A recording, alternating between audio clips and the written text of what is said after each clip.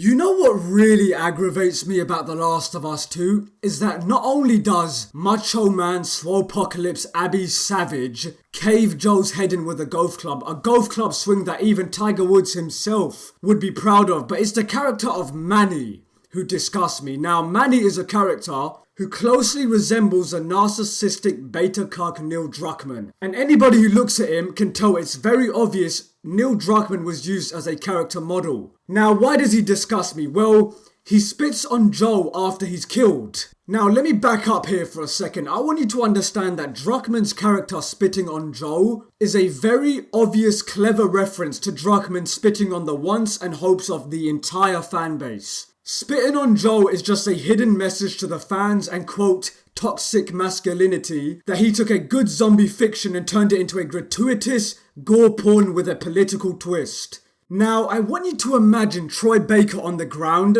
in his motion capture suit, and then in comes Druckmann with his greasy man bun holding a latte in one hand, screaming, "Take that, you white cis scum," and spitting in his face. This might be some kind of personal issue with Troy Baker, who knows, but after Druckmann spits on Joel's corpse, they all then shoot his corpse for good measure. So after all of that happens, you expect us to play as this absolutely insane, psychotic bitch who gleefully bashes a pregnant woman's head in. This is the main character you expect us to sympathize with, Neil. Are you absolutely delusional? I still don't understand how we're supposed to feel any attachment to Joel's killer and then play as that freak for 10 plus hours. Now, as if all of that wasn't bad enough, there's a video leak where we are forced to watch Druckmann's character have sex with She-Hulk herself, Abby Strong. Not only is that gross, but this entire story feels like a personal soy boy cuck fantasy from Neil Cuckman. And speaking of She-Hulk, the whole setup for Abby's motivations doesn't work because we as a player never felt bad for killing that random NPC doctor in the first game. I can speak for myself in saying, I don't care. I don't have a problem with Joel dying. I understand that nobody's safe in this post-apocalyptic world and something unpredictable as that is bound to happen, but Joel dying would have made more sense if it was done right.